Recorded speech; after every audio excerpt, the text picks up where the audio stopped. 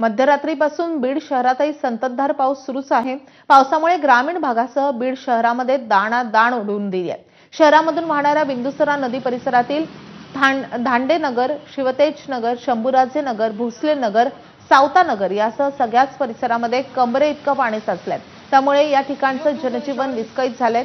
या पाण्यातून वाट काढण्यासाठी नागरिकांना तारेवरची कसरत करावी लागते। दरम्यान ही परिस्थिती पाहता प्रशासनानं बोट उपलब्ध करून द्यावी, नाहीतर थोड्या वेळानं हेलिकॉप्टरनं रेस्क्यू करण्याची वेळ येईल, अशा संतप्त प्रतिक्रिया स्थानिक नागरिक देत आहेत। दरम्यान याच पाण्याच्या परिस्थितीतून आढावा घेतलेला आहे आमच्या प्रतिनिधीने। बीडमध्ये मध्यरात्रीपासून पाऊस सुरू आहे, जो पाऊस आत्ताही संततधार कोसळताना पाहायला मिळतोय। मात्र याच पावसानं बीडमधली नेमकी परिस्थिती काय आहे हे दाखवण्याचा मी प्रयत्न करत आहे। शहरातील धांडेनगर परिसरामध्ये मी उभा आहे, ज्या परिसरामध्ये ठिकठिकाणी अशाच स्वरूपामध्ये पाणी पाहायला मिळतंय। सध्या माझ्या गुडघ्यापर्यंत पाणी जे आहे ते साचलेलं आहे। काही वेळापूर्वी या ठिकाणी जवळपास कमरे इतकं पाणी होतं असं या ठिकाणचे नागरिक सांगतायत। नेमकी काय परिस्थिती आहे या परिसरामध्ये जाणून घेऊयात। काय परिस्थिती सध्या? नक्कीच 2 दिवस झाले कंटिन्यू पाऊस चालू असल्यामुळे इतकी परिस्थिती वाईट झालेली आणि याच्यात सर्वात महत्त्वाचं म्हणजे प्रशासनाचं असलेलं दुर्लक्ष।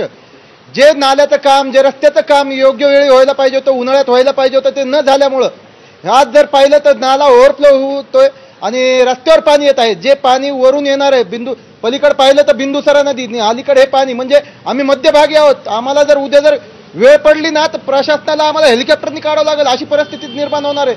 कारण याचं नियोजन प्रशासनाकडून झिरो झालेलं आहे।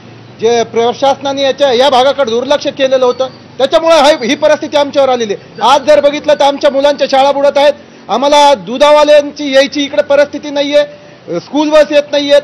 जर कुणी जर आजारी पडलं तर इथून जर घराच्या बाहेर नेता येणार नाही, इतकी परिस्थिती वाईट प्रशासनाने आज आमच्यावर आणलेली। अपार्टमेंटचं जी काही पूर्ण तळमजला आहे तो या ठिकाणी पूर्ण पाण्याने वेढलेला पाहायला मिळतोय। या संपूर्ण परिस्थितीमध्ये हीच परिस्थिती जी आहे ती पाहायला मिळते। बीड शहरातल्या धांडेनगर परिसरासह जे काही सखल भाग असतील त्याबरोबर बिंदुसरा नदीकाठचा जो परिसर असेल त्या ठिकाणी अशाच पद्धतीने विळखा घातल्याचं जे आहे चित्र पाहायला मिळते। सध्या जवळपास मी जिथे उभा आहे तिथे गुडघ्या इतकं पाणी जे आहे ते राहिलेलं आहे आणि त्यामुळेच इथल्या नागरिकांना मोठी कसरत जी आहे ती करावी लागते। सतत जर पाऊस राहिला तर मात्र या ठिकाणच्या नागरिकांना मोठा फटका बसण्याची शक्यता आहे। कॅमेरामन प्रमोद जोशीसह विकास माने, एबीपी माझा, बीड।